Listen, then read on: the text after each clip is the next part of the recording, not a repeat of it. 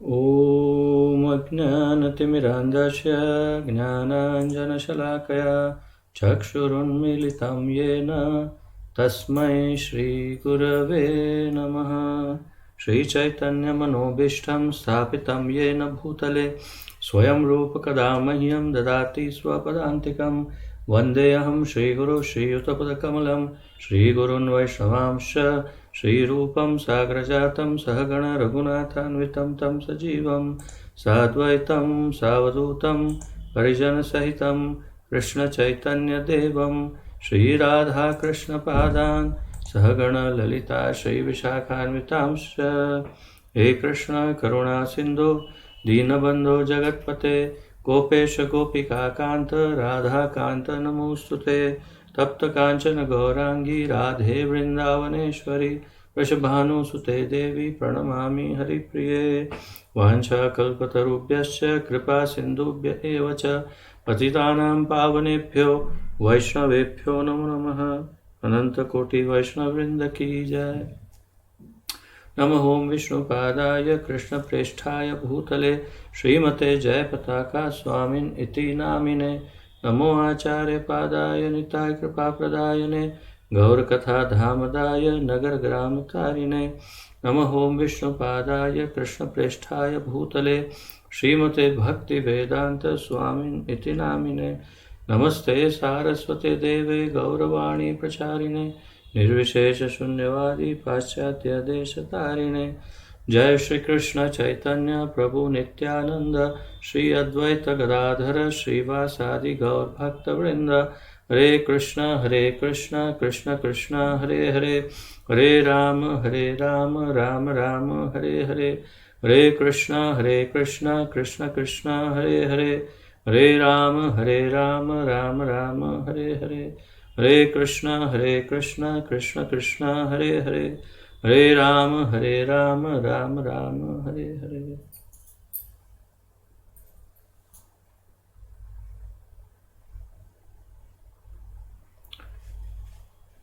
बहुत बहुत स्वागत है आप सबका इस अत्यंत अद्वितीय और विलक्षण कार्यक्रम में, जिसके अंतर्गत हम इस संपूर्ण सृष्टि का सर्वाधिक महत्वपूर्ण ज्ञान उसकी चर्चा कर रहे हैं सम्मिलित रूप से।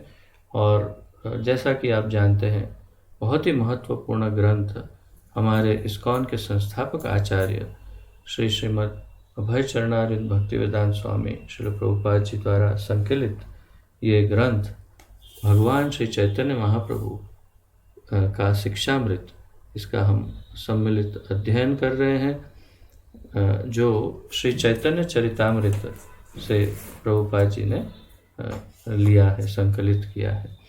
और इसके अंतर्गत जैसा आप जानते हैं, हम सनातन शिक्षा श्रील सनातन गोस्वामी को जो श्री चैतन्य महाप्रभु ने शिक्षाएं प्रदान की, उसके ऊपर हमारी चर्चा चल रही है। 15वां अध्याय चल रहा है और 15वें अध्याय का जो शीर्षक है वो श्रीमद् भागवत के आत्माराम श्लोक की व्याख्या, ये उसका शीर्षक है। अर्थात कि प्रथम स्कंद 7वें अध्याय का 10वां श्लोक जो है आत्माराम श्लोक, उसकी चर्चा श्रीमद् महाप्रभु कर रहे हैं, अर्थात सनातन गोस्वामी को समझा रहे हैं। तो आइए, जहाँ से कल विराम लिया था वहीं से आगे बढ़ते हैं। मेरा तात्पर्य है परसों जहाँ से विराम लिया था वहीं से आगे बढ़ते हैं। और जो हमने अंत में जो चर्चा की थी उसके अनुसार महाप्रभु समझा रहे थे। बहुत ही एक महत्वपूर्ण शब्द का अर्थ हमने समझा, और वो है कृष्णैक शरण। कृष्ण एक शरण, कृष्णैक शरण, इसका अर्थ हमने समझा था। तो आइए अब आगे बढ़ते हैं। श्रीमद् महाप्रभु ने गुण के विभिन्न अर्थों को भी प्रकाशित किया। तो वही जो 11 अलग अलग विभाजन किए इस श्लोक के। महाप्रभु ने 11 इसकी विभक्तियां, और उसमें जो एक एक शब्द है वो एक एक शब्द को महाप्रभु समझा रहे हैं विस्तृत करके। और इस वक्त ये गुण शब्द का अर्थ महाप्रभु समझा रहे हैं। श्रीमद् महाप्रभु ने गुण इस शब्द के विभिन्न अर्थों को भी प्रकाशित किया। गुण से सूचित है श्री कृष्ण के अनंत चिन्मय गुण, मुख्यतः उनका सच्चिदानंद रूप। तो महाप्रभु ने कहा कि ये गुण शब्द के कई अर्थ है वैसे, परंतु मुख्य अर्थ है श्री कृष्ण का अनंत चिन्मय गुण। ये गुण भगवान के अनंत और चिन्मय गुण है, और मुख्यतः उनका सच्चिदानंद रूप। तो उनका जो सत चित आनंदमय स्वरूप है, भगवान का जो विग्रह शरीर है सच्चिदानंदमय, उसकी बात कर रहे हैं। वे पूर्ण स्वरूप हैं, फिर भी भक्त वश्यता से उनकी पूर्णता का वर्धन होता है। तो ये थोड़ा सा महत्वपूर्ण है, इस पर थोड़ा ध्यान देने योग्य है। हमने वो श्लोक भी इसकी चर्चा पूर्व में की है। ओम पूर्णमदः पूर्णमिदं पूर्णात् पूर्णमुदच्यते पूर्णस्य पूर्णमादाय पूर्णम एव अवशिष्यते। तो भगवान पूर्ण, हर प्रकार से पूर्ण है। तो यहाँ यही कह रहे महाप्रभु कि वे पूर्ण स्वरूप है, फिर भी भक्त वश्यता से उनकी पूर्णता का वर्धन होता है। तो पहले तो ये समझना होगा कि पूर्ण किसे कहते हैं।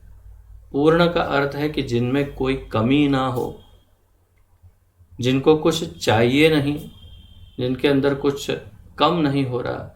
और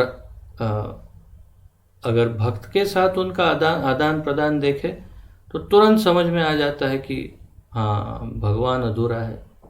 क्यों? भक्त के ऊपर अधीन है। अहम भक्त पराधीनो, भक्त पर अधीन हमारे ठाकुर जी हैं। वैसे संपूर्ण है, उनको कोई हर चीज, आप्त काम भी कहते हैं उन्हें, अर्थात स्वयं अपने अंदर ही संपूर्ण रूप से संतुष्ट है। आप्त काम, स्वयं में संतुष्ट है पूरी तरह से, उनके कोई ऐसी बाह्य कामनाएं, इच्छाएं नहीं है।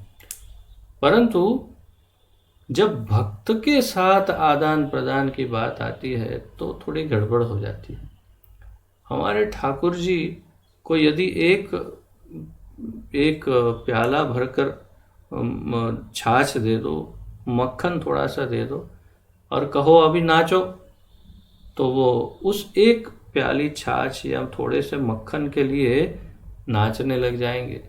उठक बैठक कराओ वो करेंगे।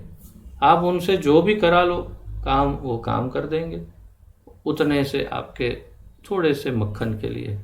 तो उनको क्या मक्खन की कमी है? मक्खन की कमी तो हो ही नहीं सकती, परंतु उनको प्रेम की कमी है। प्रेम की भी कमी तो नहीं, परंतु प्रेम के बहुत ही भूखे हैं। उनमें बस ये एक ही अपूर्णता है जिसके कारण उनकी पूर्णता खंडित हो जाती है। जो ये शब्द कहा पूर्णता खंडित हो जाती है, तो उसका तात्पर्य यही है कि उनकी पूर्णता यहीं पर खंडित हो जाती है। किस बात पर? भक्त परवश्यता। भक्त वश्यता अर्थात भक्त के ऊपर, भक्त के वश में है। भक्त वश्यता का अर्थ है भक्त के वश में। तो ये एक ही ऐसी उनकी परवश्यता है जिसके कारण वे उनकी जो पूर्णता की व्याख्या हम कर रहे हैं वो खंडित हो जाती है। अर्थात वे पूर्ण नहीं है, नहीं पूर्ण है ही, परंतु पूर्णता में ये विशेषता है कि वे भक्त के ऊपर अधीन हैं। तो इसलिए महाप्रभु यहाँ ये कह रहे हैं कि वे पूर्ण स्वरूप है, फिर भी भक्त वश्यता, भक्त के वश में होने के कारण पूर्णता का वर्धन हो जाता है। क्षमा कीजिए, वर्धन हो जाता है। वर्धन हो जाता है अर्थात बढ़ जाता है। मैं शब्द का गलत अर्थ कर रहा था। वर्धन बढ़ जाता है, उनकी पूर्णता बढ़ जाती है। कैसे बढ़ जाती है? आगे क्या कहते हैं महाप्रभु, सुनते हैं। भगवान श्री कृष्ण इतने कृपालु एवं करुणामय हैं कि भक्त की भक्ति के विनियम लिखा हिंदी शब्द यहाँ हिंदी ग्रंथ में, पुस्तक में, परंतु मेरे विचार से विनियम नहीं, विनिमय होना चाहिए, क्योंकि अंग्रेजी में it got stuck again, so some other problem is always there. तो मैं ये कह रहा था, निवेदन कर रहा था कि सबसे पहले तो यहाँ पर लिखा है वे पूर्ण स्वरूप है, फिर भी क्षमा कीजिए, भगवान श्री कृष्ण इतने कृपालु हैं एवं करुणामय है कि भक्त की भक्ति के विनियम में आत्मदान कर बैठते हैं। वास्तव में ये विनिमय होना चाहिए। विनियम का अर्थ है नियम या क्या कहते हैं उसे, नीति नियम इत्यादि, परंतु विनिमय का अर्थ है आदान प्रदान। और अंग्रेजी ग्रंथ में भी शब्द एक्सचेंज ऑफ लव, एक्सचेंज शब्द का उपयोग है। तो अगर एक्सचेंज शब्द का हम अनुवाद हिंदी में करेंगे तो विनिमय होना चाहिए। यहाँ विनियम लिख दिया है गलती से। तो विनिमय का अर्थ है आदान प्रदान। आदान प्रदान का अर्थ है कुछ दिया कुछ लिया, कुछ देना कुछ लेना। तो ये भक्त और भगवान के बीच का आदान प्रदान विनिमय है। तो भगवान श्री कृष्ण इतने कृपालु एवं करुणामय हैं कि भक्त की भक्ति के विनिमय में, अर्थात उनके साथ आदान प्रदान में भक्त आत्मदान कर बैठते हैं। आत्मदान कर बैठते हैं और करते हैं। एक कहने का जो वाक्य रचना होती है उसमें एक कहने की एक स्टाइल या वाक्य रचना ऐसे कि करते हैं, और दूसरी स्टाइल है कर बैठते हैं। मतलब जो नहीं करना चाहिए था वो कर दिया, अब क्या करे, अब ये हो गया, उसको बोलते हैं कर बैठते हैं। और एक होता है करते हैं, मतलब सोच समझ करके करते हैं। और ये कह रहे कर बैठते हैं, मतलब ओ नहीं करना था, क्या कर दिया, क्या कर देते हैं, आत्मदान कर बैठते हैं। अपने आप को ही भक्त को दान में दे देते हैं। अब इससे ज़्यादा क्या चाहिए? इतना बड़ा ठाकुर, सभी संपूर्ण सृष्टि, संपूर्ण रचना, सारे ईश्वरों के ईश्वर, सर्वेश्वर परमेश्वर, परब्रह्म परमेश्वर, सर्वशक्तिमान भगवान अपने भक्त को अपने आप को दे देते हैं, आत्मदान कर बैठते हैं, कर बैठते हैं। किसमें? विनिमय में। क्या विनिमय? एक्सचेंज क्या? प्रेम का आदान प्रदान भक्त के साथ। उनके अलौकिक गुण से उनके अलौकिक गुण ऐसे हैं कि उनका पूर्णतम माधुर्य भक्तों के साथ प्रेम रसास्वादन तथा गुण सौरभ सब प्रकार के योगियों और जीवन मुक्तों को आकर्षित करते हैं। तो ये इस श्लोक का मुख्य तात्पर्य तो यही है ना, अगर आपको स्मरण हो, आत्मा रामश्च मुनयः, तो आत्माराम जो मुनि हैं उनको आकर्षित करते हैं भगवान, अपनी तरफ खींच लेते हैं, खींच करके भक्त बना देते हैं। यही तो मूल बात है जो हम यहाँ स्टडी करना चाहते हैं या स्टडी कर रहे हैं। तो उसी की बात यहाँ पर महाप्रभु कह रहे हैं कि उनके अलौकिक गुण ऐसे हैं, उनके जो अलौकिक गुण हैं भगवान के, ऐसे गुण हैं उनमें कि उनका पूर्णतम माधुर्य, उनकी पूर्ण प्रेम या माधुरी या मधुरता, मिठास, उनका उनका मीठापन, मिठास जो है उनकी, या उनका प्रेम मुख्य रूप से, अर्थात उनका माधुर्य का अर्थ है प्रेम।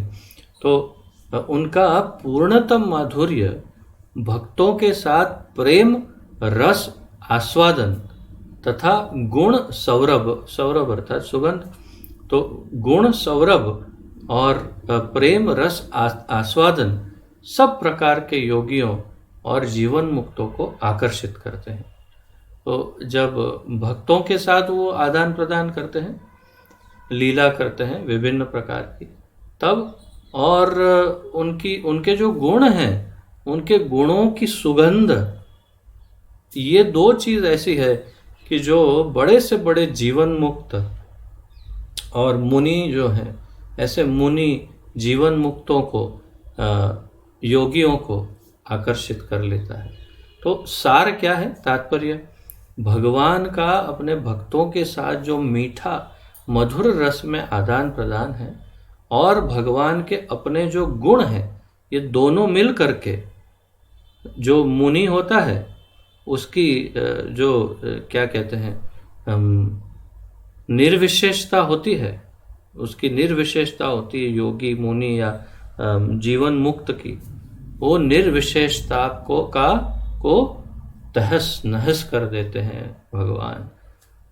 खंडित हो जाती है उसकी निर्विशेषता, निर्गुणता, निराकारता, सब कुछ खत्म, और भागे भागे दौड़ते हैं ठाकुर जी के पीछे।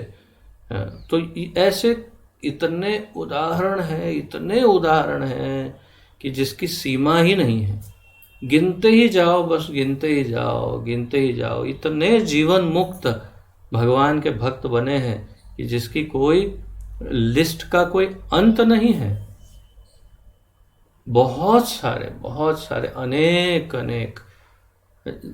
जाने पहचाने या नहीं जाने पहचाने हो, बहुत सारे भगवान के भक्त बन जाते हैं जीवन मुक्ति की अवस्था के बाद भी।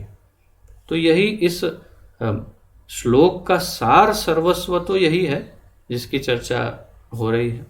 अब आगे देखते हैं महाप्रभु क्या कह रहे हैं। उदाहरण स्वरूप अब उदाहरण दे रहे हैं, जो हर बार हम भी लेते हैं यही उदाहरण। तो उदाहरण स्वरूप उन्होंने सनत कुमार को अपने चरणों में अर्पित कुसुमों की सौरभ से आकृष्ट कर लिया था।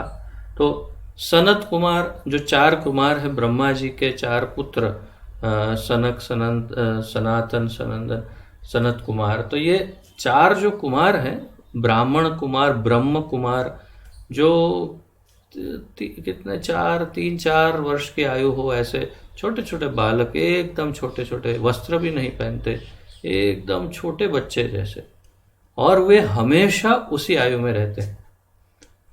छोटे बच्चे, लेकिन सबसे बड़ा आश्चर्य ये है कि इस पृथ्वी नहीं, संपूर्ण सृष्टि में, संपूर्ण ब्रह्मांड में, ब्रह्मा जी के बाद, अगर हम ब्रह्मा जी तो भगवान की नाभि से उत्पन्न हुए, तो अगर ब्रह्मा जी को गिनती ना करे, काउंट ना करे, तो ब्रह्मा जी के बाद सबसे पहला नंबर इस सृष्टि में ये 4 कुमार का ही है। और वे अभी 4-5 साल से ज़्यादा बढ़ते ही नहीं है, छोटे ही रहते हैं हमेशा। तो ये 4 कुमार जब नारायण लोक पहुंच गए, घूमते घूमते, वो भी बिना प्लानिंग के, ऐसे घूमते घूमते अचानक पहुंच गए, और भगवान अंदर से बाहर आ रहे थे, और उनके चरणों में लगी तुलसी और फूल, यहाँ पर कुसुम लिखा है, तो जो फूल है उसकी सुगंध भगवान से पहले ये 4 कुमारों के नाक में घुस गई। हवा पहले ही तेज चलती है, आप जानते हैं, कहीं दूर कुछ रखा हो और उसके ऊपर से हवा चलती रहती, आती रहती। तो कोई वस्तु, जैसे कोई बिल्डिंग में रहते हैं, तो कोई अगर परफ्यूम डाल करके निकलता है तो पता चल जाए, तो ओ अच्छा, वो निकला होगा परफ्यूम डाल। तो वो तो है नहीं, परंतु सुगंध आ जाती है।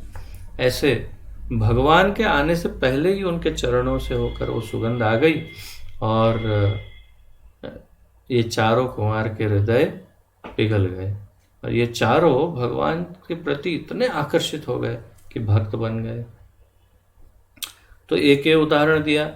फिर सुखदेव जी कृष्ण लीला सुनकर आकृष्ट हुए, और गोप गोप तो सुखदेव जी का उदाहरण, सुखदेव जी की पूरी मैंने आपको थोड़ी बहुत स्टोरी भी बताई थी कुछ समय पूर्व किसी क्लास में। वो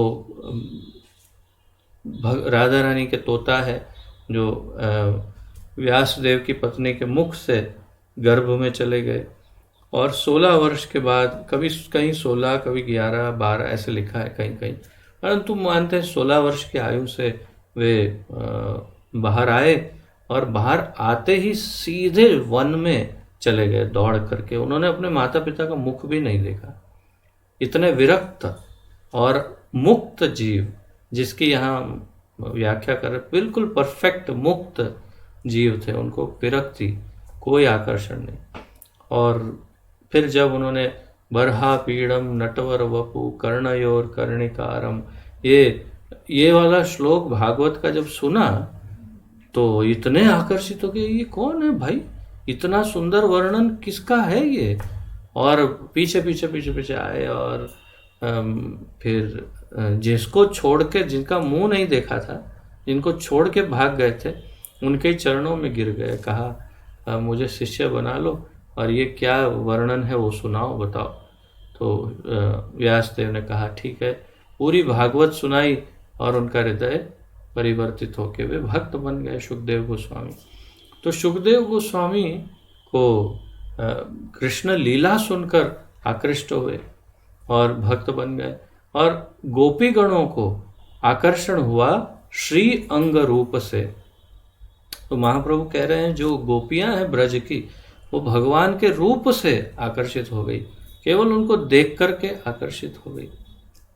उनके रूप गुण के श्रवण से श्री रुक्मिणी तथा वंशी गीत से श्री लक्ष्मी आकृष्ट हुई थी। तो इसी प्रकार रूप का गुण सुनकर, रुक्मिणी जी ने तो देखा ही नहीं था ठाकुर जी को, उन्होंने तो सिर्फ सुना ही सुना था, कोई कृष्ण है, बहुत सुंदर दिखता है, इतना आकर्षक है, इतना मोहक है, इतना शक्तिशाली है, कितने असुरों को मार दिया, कितनी अच्छी बंसी बजा। ये सब सुन के रुक्मिणी जी को प्रेम हो गया, और उन्होंने ठाकुर जी को पत्र लिखा, आप मुझे यहाँ से ले जाइए। तो गुण, रूप गुण के श्रवण से रुक्मिणी और वंशी गीत से श्री लक्ष्मी जी आकृष्ट हुई। तो इस प्रकार लक्ष्मी जी, आप जानते हैं, अभी भी यहाँ पर हमारे बेल वन में तपस्या कर रही है महालक्ष्मी, भगवान के महाराज में प्रवेश पाने के लिए। तो इस प्रकार के कैसे कौन कौन आकृष्ट, अपनी बाल लीला से श्री कृष्ण सब कुमारी और वृद्धा स्त्रियों के मन चुरा लेते हैं। महाप्रभु कहते हैं कि अपनी बाल लीला से वे कुमारी और कुमारिकाएं होती है छोटी छोटी, और वृद्ध जो स्त्रियां होती है, उन सब के मन को हर लेते हैं। उनको एक क्या कहते हैं, एक स्वाभाविक वात्सल्य भाव जागृत हो जाता है ठाकुर जी के लिए।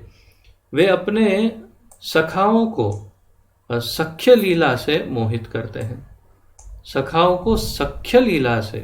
तो फ्रेंडशिप उनकी ऐसी जबरदस्त है कि उनकी फ्रेंडशिप से अत्यंत आकर्षित होकर के ग्वाल बाल सखा जो है वो उनके हो जाते हैं। श्रीधाम वृंदावन में अवतरण काल में उन्होंने पक्षी, पशु, वृक्ष, लता आदि का भी आकर्षण किया था। तो वृंदावन लीला के समय उन्होंने यहाँ पर जब भी आए थे इस श्री वृंदावन में 5500 वर्ष पूर्व, उस समय उन्होंने पक्षी, पशु, वृक्ष, लता पता आदि ये सबको भी आकर्षित कर लिया था अपनी तरफ। ऐसे कई उदाहरण कृष्ण कथा में बहुत सारे हैं कि जब पक्षियाँ आकर्षित हुए हो, कभी पशु आकर्षित, इस प्रकार वस्तुतः सभी लोग स्नेह एवं प्रेम पूर्वक भगवान श्री कृष्ण के प्रति आकृष्ट हो गए थे। अर्थात कि सभी जो भी हैं सब भगवान के प्रति प्रेम पूर्वक आकर्षित हो गए थे।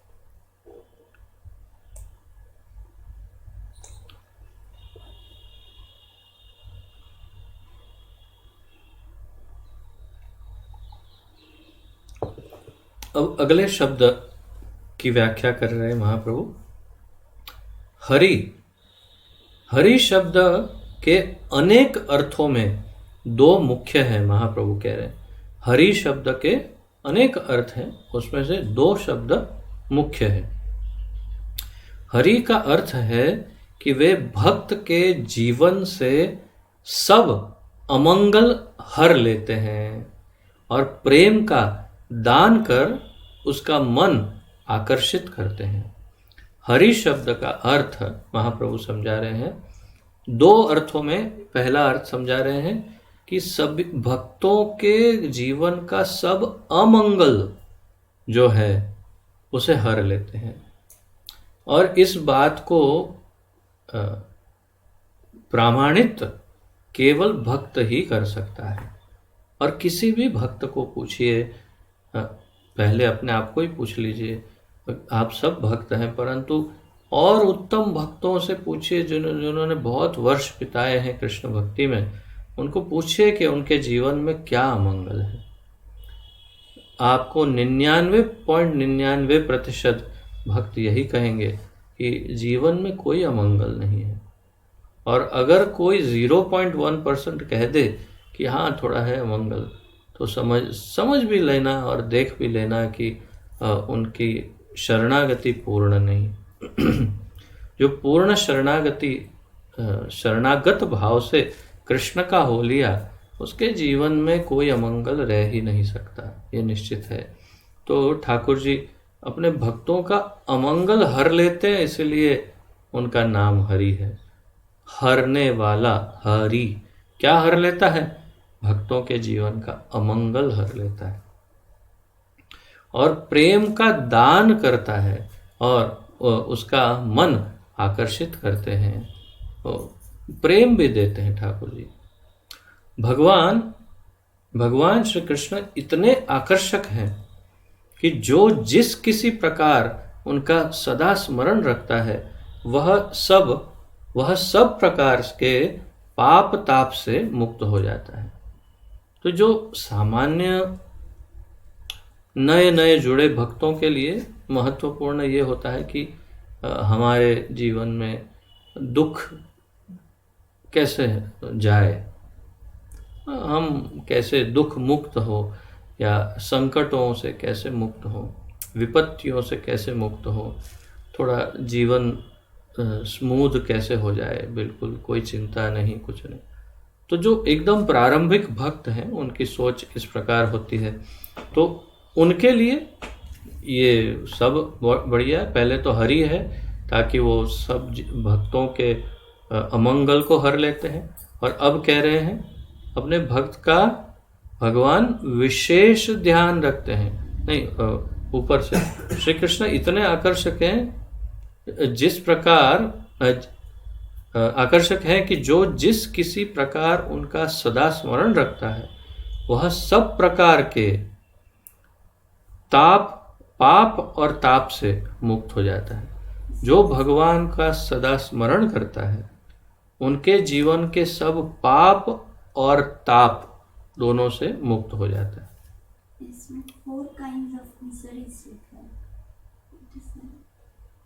अच्छा, सो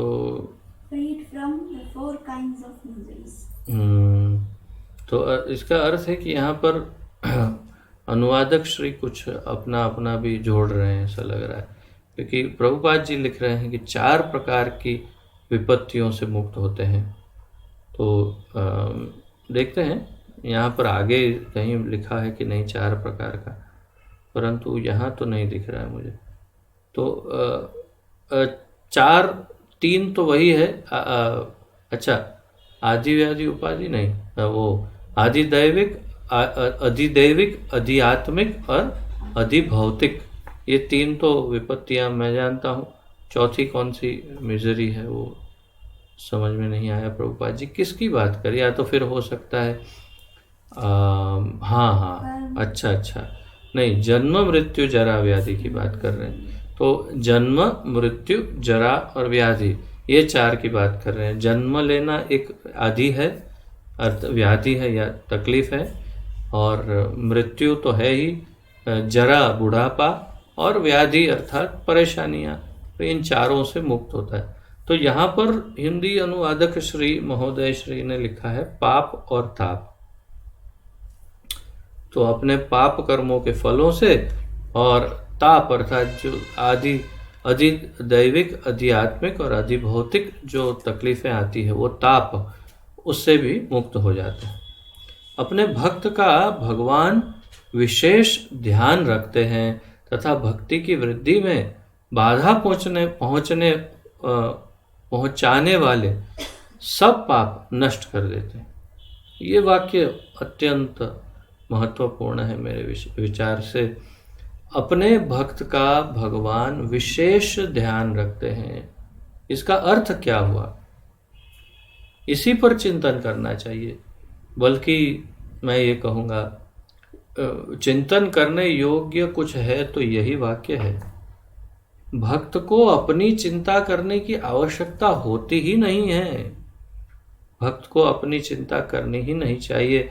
भक्त को केवल ठाकुर जी की चिंता करनी चाहिए कि मेरे ठाकुर जी को मैं कैसे सबसे ज़्यादा प्रसन्न रखूं, उनको कैसे सेवा करूं। एक ही विचार होना चाहिए भक्त के हृदय में, उसको अपनी चिंता करनी ही नहीं चाहिए। जैसे ही वो अपनी चिंता करता है, ठाकुर जी को भूलता है, और जब ठाकुर जी को भूलता है तो उनसे दूरियां बढ़ जाती हैं और उनके प्रेम से, कृपा से वंचित हो जाता है। जैसे ही वो अपनी चिंताओं को छोड़ करके भगवान की चिंता करता है, तो भगवान अपने भक्तों का विशेष ध्यान रखते हैं। भगवान श्री चैतन्य महाप्रभु कह रहे हैं, स्वयं भगवान ही कह रहे हैं कि मैं अपने भक्तों का विशेष ध्यान रखता हूँ। और भगवत गीता में भी बहुत ही स्पष्ट रूप से कहा है उन्होंने, उसमें कोई संशय नहीं है। योगक्षेम महाम्य आदि कई जगहों पर एकदम स्पष्ट कहा है कि वे भक्तों का विशेष ध्यान रखते हैं तथा भक्ति की वृद्धि में बाधा पहुंचाने वाले सब पाप नष्ट कर देते हैं। तो ये एक मैं इसलिए महत्वपूर्ण बता रहा था कि अपने भक्तों का विशेष ध्यान तो रखते हैं, लेकिन किस प्रकार? तो वो भक्ति में आगे जो बढ़ रही है, भक्त की भक्ति, उसमें अगर कुछ बाधा आती है तो वो बाधा रूप या उसका जो पाप जिसके कारण बाधा आ रही है, उन सब पापों को भी नष्ट कर देते हैं भगवान। ये उनकी विशेषता है। तो ये इस बात पर थोड़ा चिंतन करना चाहिए, विशेष रूप से नए भक्तों को, बल्कि सभी भक्तों को, परंतु विशेष रूप से नए भक्तों को इस बात पर चिंतन करना चाहिए कि ठाकुर जी अपने भक्तों का बहुत विशेष ध्यान रखते हैं। चिंता करने की आवश्यकता नहीं है। कोई विपत्ति दिख रही हो कि आ रही है तो चिंता नहीं करनी चाहिए। हाँ, बस एक बार ये सोच लेना चाहिए, कहीं मुझसे कोई नाम अपराध, धाम अपराध या सबसे बड़ा वैष्णव अपराध तो नहीं हो गया। बस ये तीन वस्तु सोच लेना, और लगता है कि नहीं, कोई धाम अपराध नहीं, नाम अपराध नहीं, वैष्णव अपराध भी नहीं हुआ, तो फिर तो ये विपत्ति प्राकृतिक विपत्ति हो सकती है और या मेरे कर्मों की भी, परंतु अब मुझे चिंता करने की जरूरत नहीं है। क्यों? क्योंकि ठाकुर जी का काम ही एक ही है। जो ठाकुर जी के भक्त हैं उनके क्लेश अमंगल को हर लेना, यही तो उनका कार्य है। इसलिए मुझे चिंता करने की जरूरत नहीं है। हाँ, अगर मुझसे कोई अपराध हुआ है ऐसा, तो अवश्य मुझे उसके लिए जो भी प्रायश्चित है उसका, अर्थात जिनका अपराध हुआ उनसे क्षमा मांगना, ये सब कर सकते हैं, परंतु अपराध नहीं तो चिंता नहीं। तो भगवान अपने भक्त का विशेष ध्यान रखते हैं और उसके बढ़ने में कोई बाधा ना आए, इसलिए उसके पाप भी नष्ट करते हैं। इसे अविद्या के प्रभाव की पराजय कहते हैं। इसे क्या कहते हैं? अविद्या के प्रभाव की पराजय। अर्थात विद्या और अविद्या भगवान के पीछे रहती है हमेशा, अविद्या ऐसा कहते हैं। जैसे कई बार आप जब भगवान के मंदिर में परिक्रमा करते हैं तो आप देखेंगे कि जब परिक्रमा लगाते हैं तो पीछे की साइड कई लोग ऐसे होते हैं जो परिक्रमा लगाकर जब बिल्कुल भगवान के पीछे पहुंचते हैं तो दीवार जो होती है वहाँ पर प्रणाम करते हैं या तो माथा टेकते हैं, वहाँ पर प्रणाम करते हैं। परंतु मैंने ऐसा सुना था कि वहाँ पर माथा नहीं टेकना चाहिए या प्रणाम नहीं करना चाहिए। क्यों? क्योंकि भगवान के पीछे हमेशा उनके बैक में पीछे अविद्या का वास होता है। जैसे ही आपने सर लगाया अविद्या अंदर, ऐसे ही अंदर भरी पड़ी है, और कमी हो गई तो उतनी जो बाकी रह गई वो आ जाए। तो तात्पर्य यह है कि भगवान के बैक साइड पर हमेशा अविद्या का निवास है। वो भी उनकी ही शक्ति है, तो निज शक्ति है उनकी, परंतु इसे अविद्या का प्रभाव, इसे अविद्या के प्रभाव की पराजय कहते हैं। अर्थात कि जब भगवान अपने भक्तों का विशेष ध्यान रखते हैं और उसके सब अमंगल को हर लेते हैं तो समझना चाहिए कि अविद्या का नाश हो जाता है भक्त की। केवल श्री कृष्ण कथा सुनने से कृष्ण प्रेम प्राप्त हो जाता है। महाप्रभु कह रहे हैं केवल कृष्ण कथा सुनने से कृष्ण प्रेम प्राप्त हो सकता है, हो जाता है। तो कृष्ण कथा इतनी महत्वपूर्ण है, आप सब इस बात पर चिंतन करिएगा। यह भगवान का प्रसाद है। कृष्ण कथा भगवान का प्रसाद है, ऐसा कह रहे हैं महाप्रभु। भगवत प्रसाद क्या? कृष्ण कथा। शृण्वतां स्वकथा कृष्ण पुण्य श्रवण कीर्तन हृदयंतस्थो य अभद्राणि विधुनोति सुहृत्सताम। भगवान की कथा कान से होकर जब हृदय में जाती है तो अंदर का सारा कचरा साफ धो देती, विधुनोति धो के साफ कर देती है हृदय को। तो ये कृष्ण कथा बड़ी महत्वपूर्ण है, भगवान का प्रसाद है, महाप्रभु कह रहे हैं। एक और वे सब अमंगल नष्ट करते हैं तथा दूसरी ओर सब प्रकार से आत्यंतिक मंगल विधान करते हैं।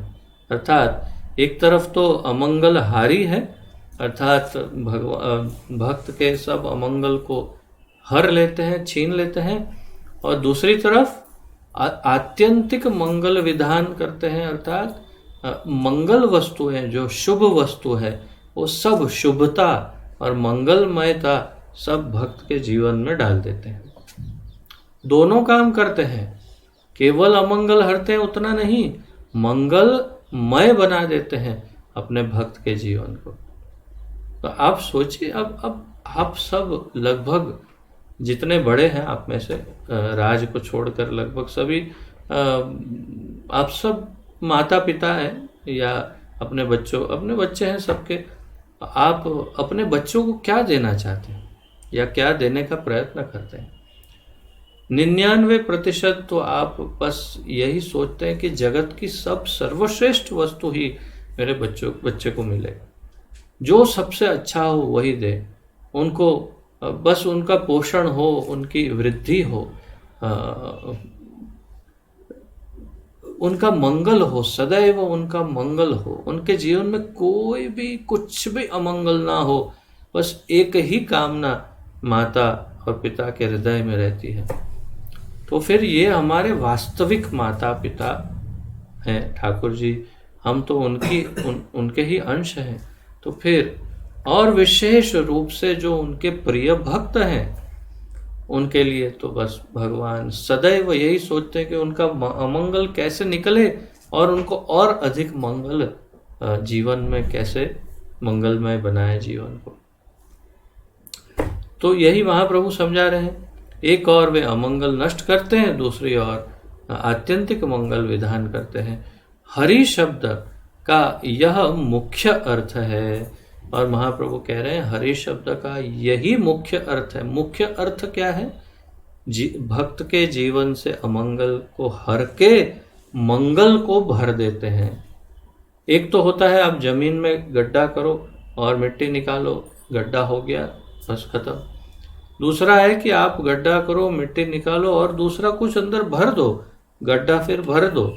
तो बिल्कुल वैसे ही करते हैं ये भगवान कि हमारे जीवन में जो अमंगल है निकाल के भक्तों के जीवन में और मंगल भर देते हैं, अर्थात शुभता भर देते हैं। इसलिए भक्त सदैव प्रसन्न और संतुष्ट रहते हैं। सदैव सदैव प्रसन्न, सदैव मुस्कुराते हैं भक्त, सदैव मुस्कुराते हैं।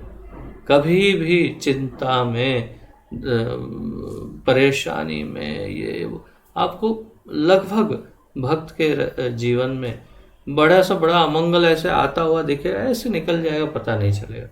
मैं कई बार, इतने वर्षों में कई बार ये उदाहरण दे चुका हूँ। जैसे समुद्र की लहर, समुद्र के किनारे पर बिल्कुल इतने इतने पानी में कोई जाकर खड़ा है, बाहर दूर से एकदम बड़ा सा एक 20-25 फीट का एक बड़ा सा एक बड़ी सी लहर आती है समुद्र की, और फिर एकदम ऐसे उसके तरफ आती है, वो खड़ा है शांति से, और एकदम आते आते आते आते आते आते आते थोड़ा सा उसके पैर को गीला करके फिर निकल जाती है। आप देखा होगा कि दूर से बड़ी बड़ी लहरें किनारे पर आकर एकदम छोटी बन जाती हैं, और जो वहाँ खड़ा है उसके पैर खाली गीले करके चले जाती है, बल्कि उसका पैर धो के चली जाती है एक प्रकार से। तो अमंगल का ऐसा ही प्रवेश होता है भक्त के जीवन में कि उसके चरण छूकर चला जाता है अमंगल, और मंगल ही मंगल भर देता है भगवान उसके जीवन में। तो ये भक्तों का, सभी भक्तों का अनुभव है और हमेशा रहेगा।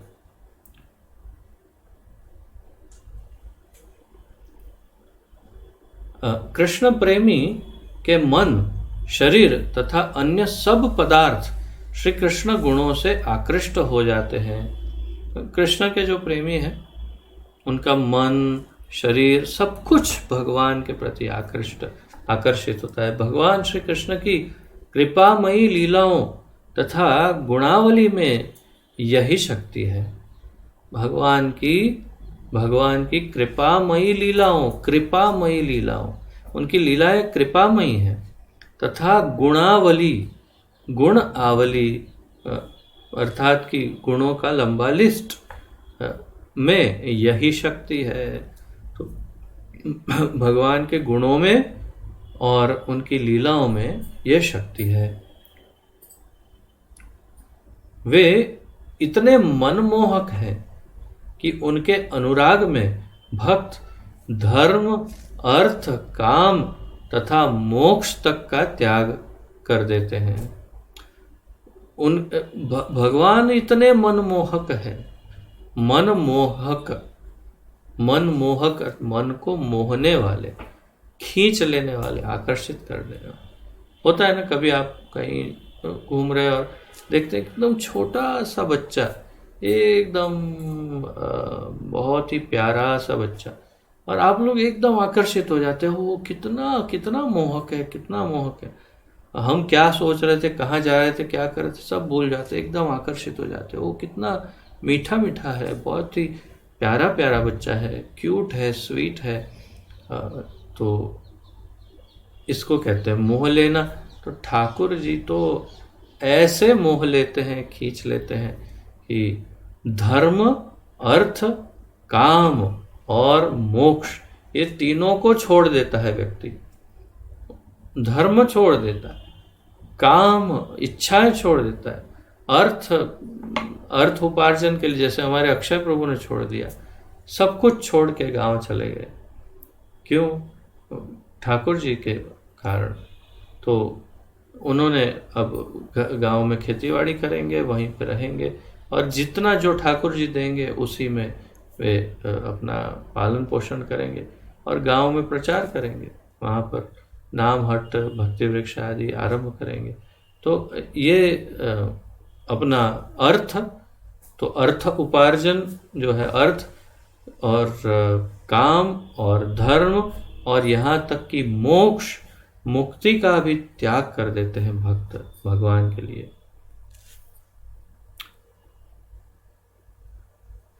अपि और च, तो अब आगे बढ़ रहे हैं महाप्रभु, और अब तक एक अनेक शब्दों के अर्थ समझाए। अब इसी श्लोक में अपि और च ये दोनों भी शब्द हैं। अपि मतलब ये भी, और च मतलब और, ये और ये, तो मतलब च मतलब एंड, इंग्लिश में जैसे कहते हैं एंड, और अपि मतलब ये भी, दिस ऑल्सो।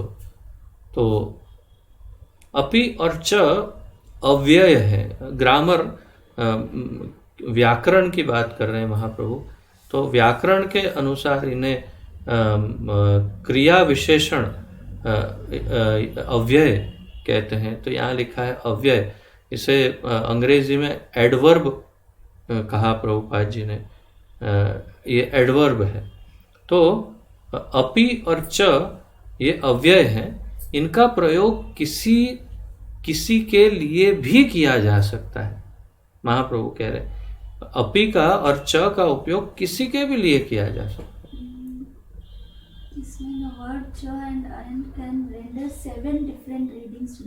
है। वो इसमें लिखा है, मैं पढ़ूं आगे। च संपूर्ण कथन को 7 अर्थ दे सकता है। तो इसमें जो च शब्द है, जिसे एंड कहते हैं इंग्लिश में, दिस एंड दैट, ये और वो, तो और वो च जो है वो संपूर्ण कथन को, अर्थात कि जो भी एक वाक्य है या वाक्य रचना है, उसमें कहाँ पर उसको रखते हैं च को, उसके अनुसार वो 7 अर्थ दे सकता है। एक ही वाक्य में 7 अर्थ उत्पन्न कर सकता है च। और ऐसे ये दोनों के महाप्रभु ने इससे पहले जो कहा, इनका प्रयोग किसी के भी लिए किया जा सकता है। अर्थात किसी भी वाक्य में कहीं भी आप अपि और च मतलब ये भी और ये दोनों शब्दों का कहीं भी उपयोग किया जा सकता है। इस प्रकार भगवान श्री गौर सुंदर महाप्रभु ने आत्माराम श्लोक के 11 शब्दों का पृथक पृथक अर्थ किया। पृथक पृथक मतलब अलग अलग। तो 11 जो मुख्य शब्द बताए, उन सभी 11 का अलग अलग अर्थ करके महाप्रभु ने बताया। आगे उन्होंने श्लोक का अर्थ प्रारंभ किया।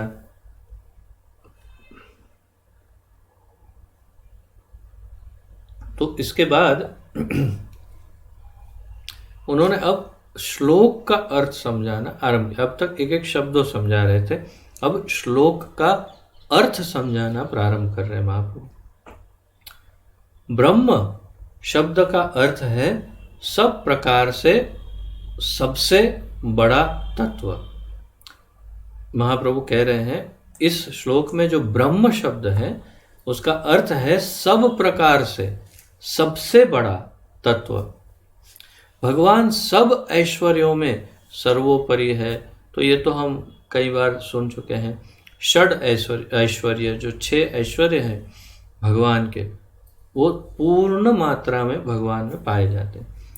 तो भगवान सब ऐश्वर्यों में सर्वोपरि है, सर्व ऊपरी, सबके ऊपर।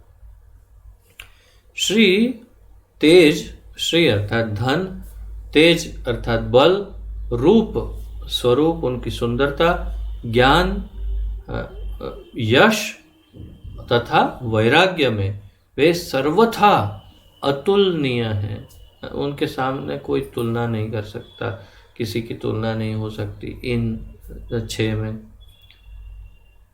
अतः ब्रह्म शब्द भगवान श्री कृष्ण का वाचक है।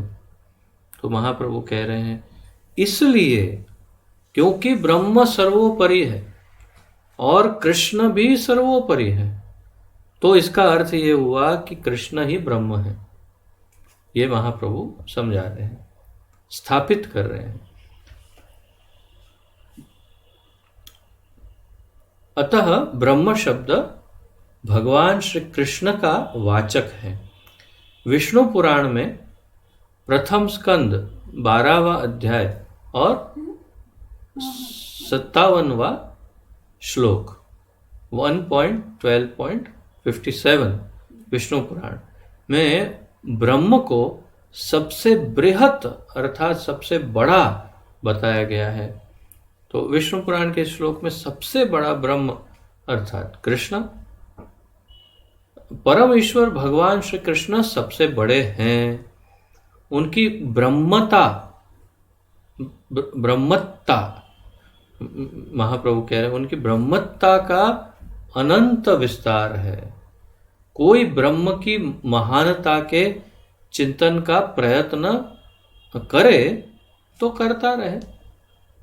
महाप्रभु कह रहे कोई ब्रह्म की महानता के चिंतन का प्रयत्न करता है तो करता रहे, किंतु ब्रह्म का इतना विस्तार है कि उसका अनुमान भी नहीं लगाया जा सकता।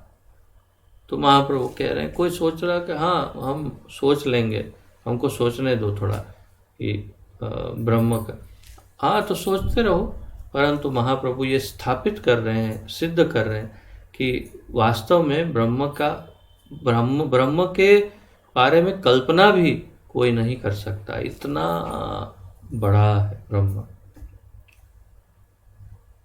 बिल्कुल उसी मेंढक की तरह जिसकी हम कल परसों चर्चा कर रहे थे, मेंढक, कुएं का मेंढक, उसको कैसे पता समुद्र क्या है।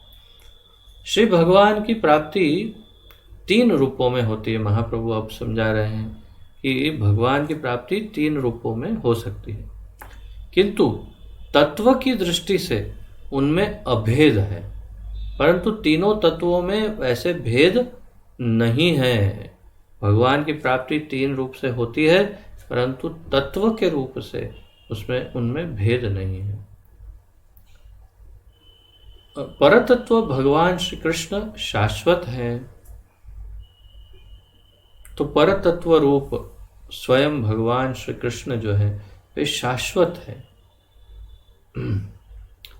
श्रीमद् भागवत 2 स्कंद 9वां अध्याय और 33वां श्लोक 2.9.33 में कहा गया है कि सृष्टि से पूर्व वे भगवान विद्यमान रहते हैं, सृष्टि काल में भी वे हैं तथा संहार के बाद भी वे विद्यमान हैं। आशा है आप लोगों को स्मरण होगा या स्मरण कर लिया होगा, इसको आत्मसात कर लिया होगा। ये वही अत्यंत प्रचलित श्रीमद् भागवत की चतुश्लोकी का प्रथम श्लोक है, जिसकी हमने कौन से ग्रंथ के चर्चा में हमने काफ़ी लंबा, मेरे ख्याल से ईशोपनिषद की चर्चा के दौरान मैंने इसको अच्छा सा लंबा पूरा समझाया था। श्रीमद् भागवत में जो चतुश्लोकी भागवत जिसे कहते हैं, वही सार रूपी श्लोक 4 जो भगवान ने ब्रह्मा जी को कहे, वो श्लोक का ये प्रथम श्लोक है। अहमेवा समेवाग्रे नान्यद यद सत असत परम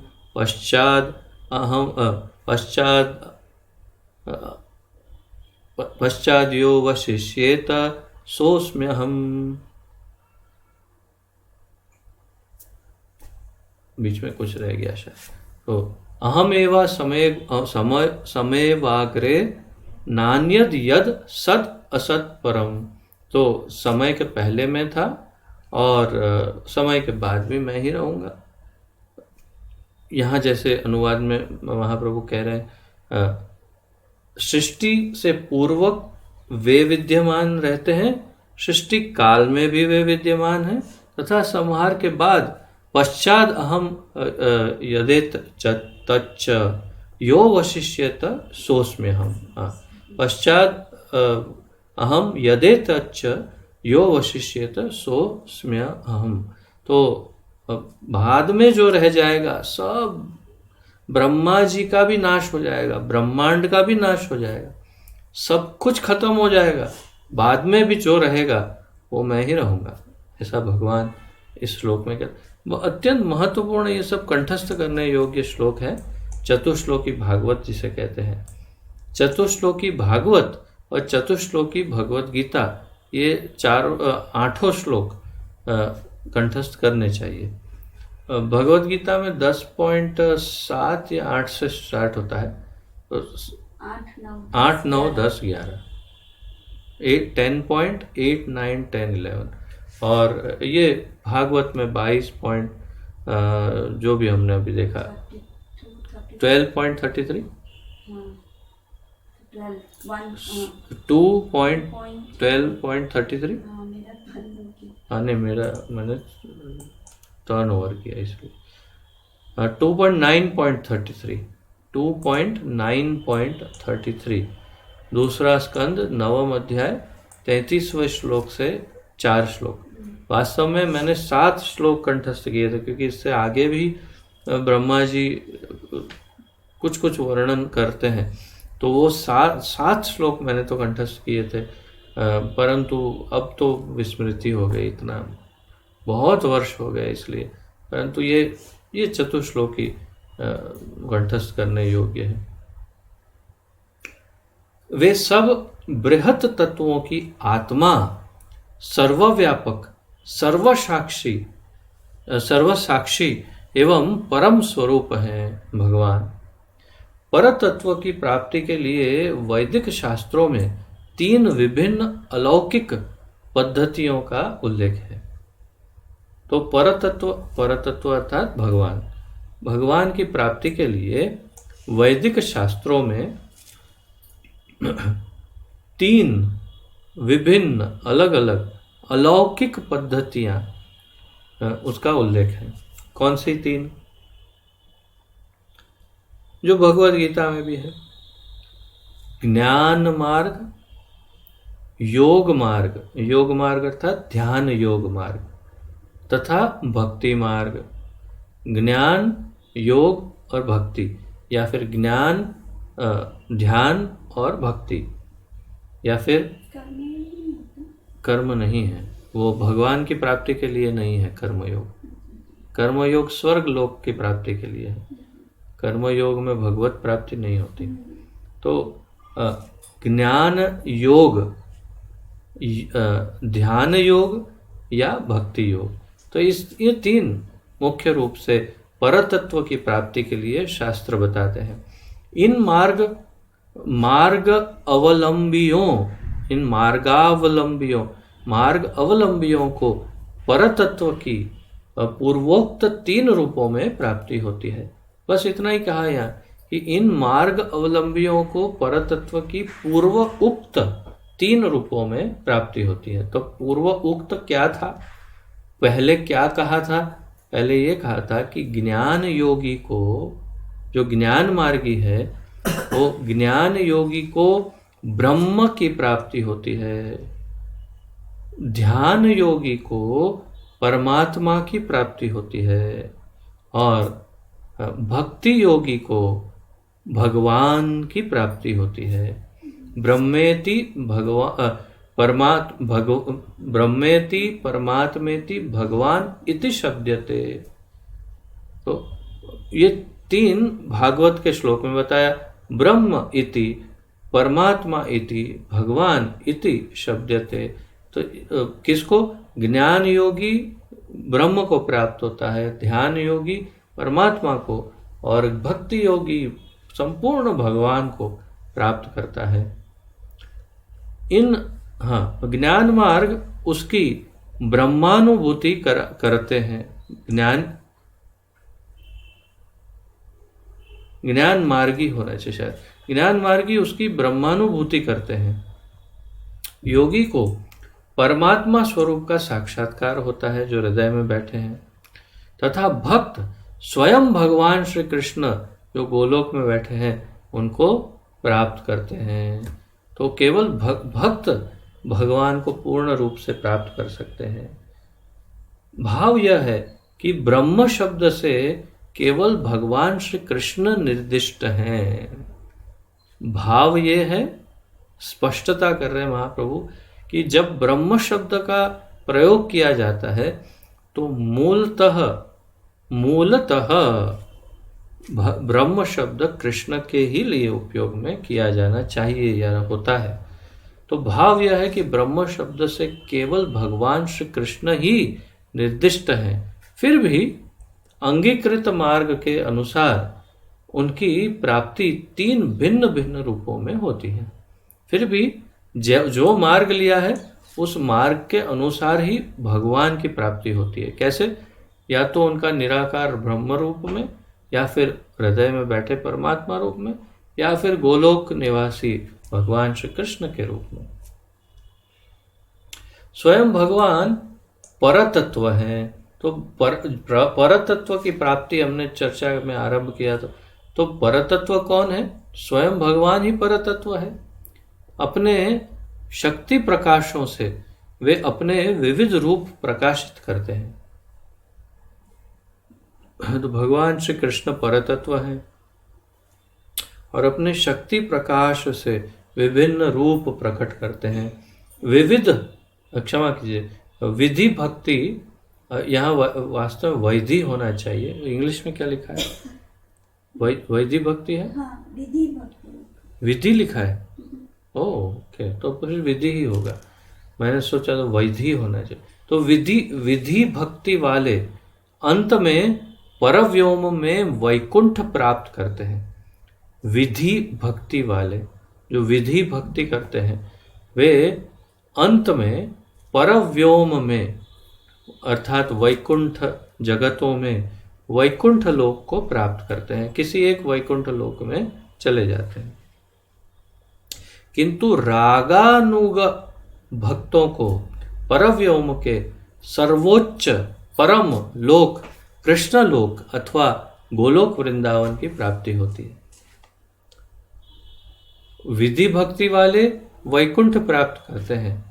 अब इसमें ज्ञान ध्यान की तो बात ही नहीं, केवल भक्त ही भक्त। लेकिन फिर भी भक्त में भी विधि भक्ति वाला वैकुंठ जाता है, और रागानुग भक्त अर्थात गोलोक के किसी एक पात्र का जो राग का अनुगमन कर रहा है, फॉलो कर रहा है किसी एक पात्र को और वैसा ही करता है, जिसे रागानुग भक्ति कहते हैं, उनको परव्योम का सर्वोच्च लोक कृष्ण लोक अथवा गोलोक वृंदावन की प्राप्ति होती है। उपासकों के 3 भेद हैं। उपासना जो करते हैं उनके 3 भेद बताएं। अकाम अर्थात विषय वासना से शून्य, तो जिनका कोई कामना नहीं, केवल भगवान की सेवा, वो विषय वासना से शून्य। मोक्ष काम अर्थात अर्थ है संसार के दुखों से मुक्ति के इच्छुक, तो जिनको मोक्ष चाहिए, मुक्ति चाहिए, संसार दुखों से मुक्त होना है वो। तथा सर्व काम अर्थात अर्थ है विषयाभिलाषी, तो जो विषय भोगी या विषय अभिलाषी है वो सर्व काम। सबसे बुद्धिमान उपासक नाना कामना होने पर भी अन्य सारी पद्धतियों का त्याग कर भक्ति ही करता है। तो जो बुद्धिमान है, अंदर हृदय में कोई कामना हो भी तो भी वो सब छोड़ करके, वो बाकी सारी पद्धतियों को छोड़ करके केवल भक्ति योग को ही अपनाता है। भक्ति के अभाव में सकाम कर्म, ज्ञान मार्ग अथवा योग आदि किसी भी साधन से परम सिद्धि कभी नहीं हो सकती। भक्ति के अभाव में जब भक्ति ना हो तो सकाम कर्म, ज्ञान मार्ग अथवा योग अर्थात ध्यान योग आदि किसी भी साधन से परम सिद्धि कभी नहीं हो सकती। तो परम सिद्धि की प्राप्ति सकाम कर्म, ज्ञान या ध्यान से नहीं हो सकती। भक्ति के अतिरिक्त सब साधन, देखिए कैसा विलक्षण उदाहरण दिया है। भक्ति के अतिरिक्त सब साधन बकरी के गले पर स्तन जैसे हैं, आप में से जो गांव में रहे उन बकरियों को देखा है, उन लोगों ने शायद देखा होगा, बकरी के नीचे जैसे उसके दूध निकालने के लिए जैसा होता है, वैसे ही यहाँ पर गले के नीचे भी होता है। तो कभी कभी जिनको कोई ज्ञान ना हो उनको लगता है ओ इससे भी दूध निकलेगा, तो उसको दबाते रहो, कुछ उसमें से निकलने वाला नहीं। तो वो शोभा के हैं जिसमें से दूध नहीं आता। तो वही बात यहाँ कह रहे कि उनसे दुग्ध नहीं मिलता। तो भक्ति के अतिरिक्त सब साधन, भक्ति योग को छोड़कर ज्ञान योग, ध्यान योग, कर्म योग, सब बकरी के गले पर स्तन जैसे निरर्थक है, अर्थहीन है, जिसमें से कुछ भी निकलेगा नहीं। अतएव अपने साधन से वास्तविक सिद्धि के अभिलाषी के लिए कृष्ण भक्ति अनिवार्य है। कृष्ण भक्ति अनिवार्य है, तो कृष्ण भक्ति करनी पड़ेगी ही, और कोई रास्ता नहीं है।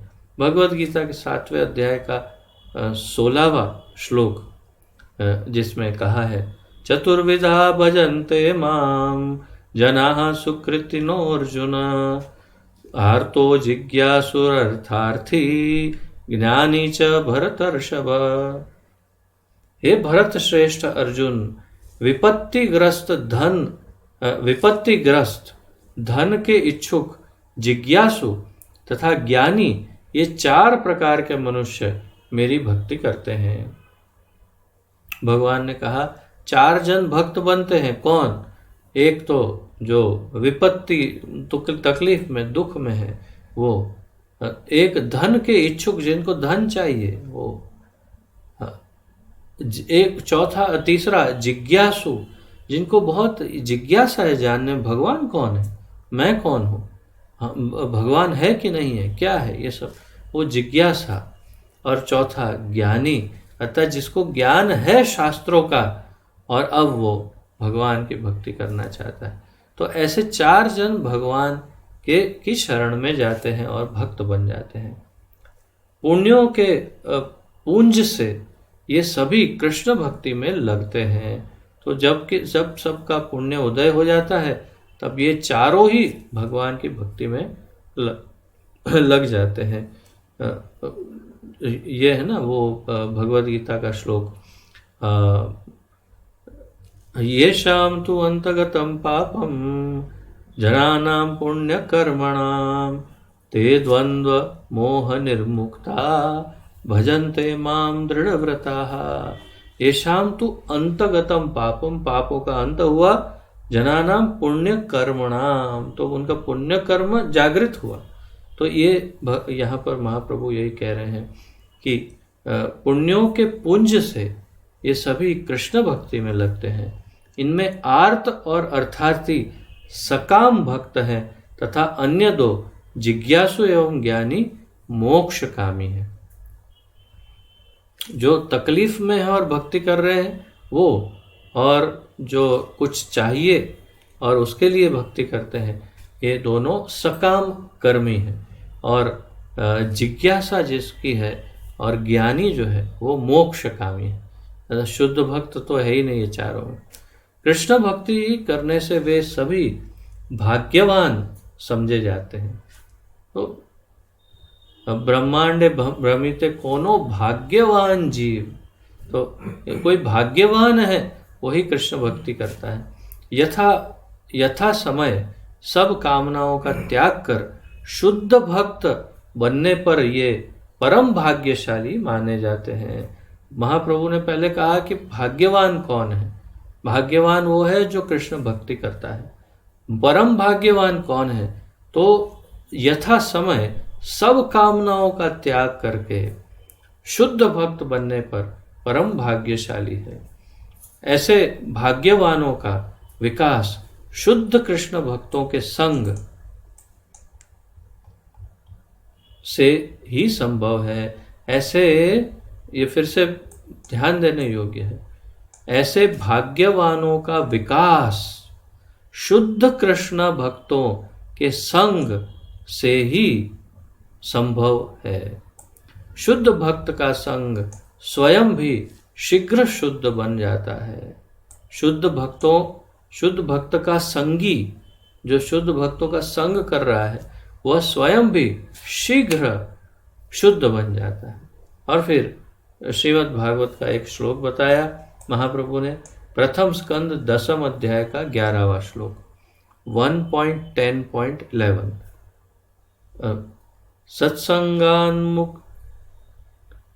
सत्संगान्मुक्त दुःसंगो हातुम नोरसहते बुधः कीर्त्यमानं यशो यस्य सकृदाकर्ण्य रोचनम।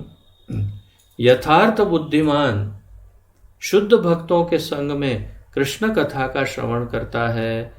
ये लीलाएं इतनी चित्त आकर्षक हैं कि एक बार इनको सुनकर वह भगवत संग कदापि नहीं छोड़ता।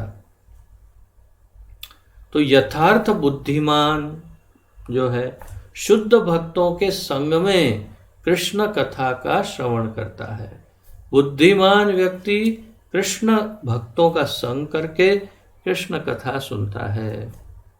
ये लीलाएं इतनी चित्त आकर्षक हैं कि एक बार इसको सुनकर वह भगवत संग कदापि नहीं छोड़ता।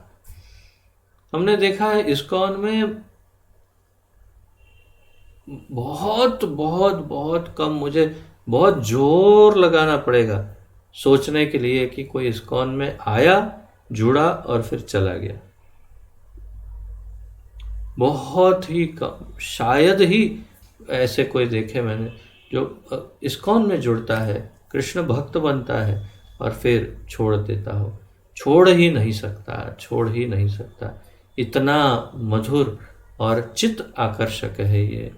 तो इस प्रकार यहाँ तक आज चर्चा देखते हैं और शुद्ध भक्तों के संग के विषय में और भी आगे चर्चा महाप्रभु करते हैं। वो सब हम कल इसकी चर्चा आगे बढ़ाएंगे।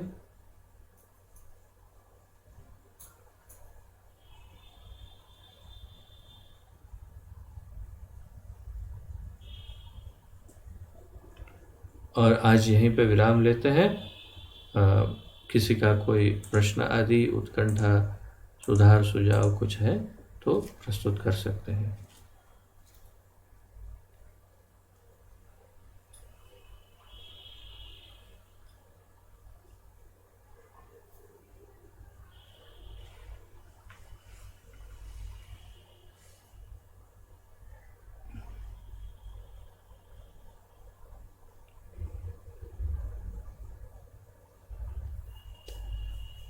ठीक है, यदि कोई प्रश्न आदि ना हो तो विराम लेते हैं। ऐसे सनातन प्रभु आप वीडियो ऑन कर सकते हैं।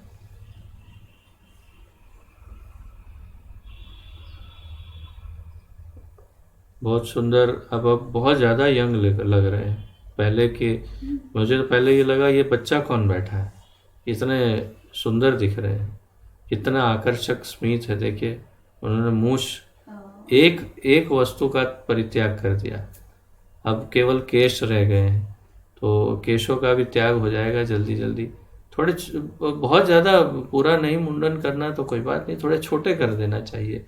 भक्त छोटे छोटे बाल या तो संपूर्ण मुंडन रखे तो सबसे सुंदर है। जैसे हमने समदर्शी प्रभु को देखा, देखिए कितने सुंदर दिखते हैं, आकर्षक। कल भी मैं सोच ही रहा था, इतने यंग दिखते हैं कि सागर के भाई जैसे दिखते हैं। तो जब मुंडन करते हैं तो बहुत सुंदर दिखते हैं, परंतु अन्यथा कम से कम छोटे छोटे बाल रखिए, बड़े बड़े नहीं रखना चाहिए। पर सच में बहुत सुंदर दिख रहे हैं, तेजस्वी लग रहे हैं। तो आपका स्वागत है। मैं इसीलिए विशेष आपका वीडियो ऑन करवाया क्योंकि शुरुआत में ही नोट कर लिया था। तो आपका धन्यवाद भी है कि आप बहुत तेजी से भक्ति में आगे बढ़ रहे हैं। Very good. तो आप सबका बहुत धन्यवाद और प्रणति निवेदन करते हैं। श्री चैतन्य महाप्रभु की जय। पतित पावन अभय चरणारविंद भक्ति वेदांत स्वामी श्रील प्रभुपाद की जय। श्रील सनातन गोस्वामी पाद की जय। पतित पावन गुरुदेव की जय। निताय गौर प्रेमानंदे। हरि हरि बोल। आप सबको दंडवत प्रणाम और आप सबका बहुत बहुत धन्यवाद। हरे कृष्ण।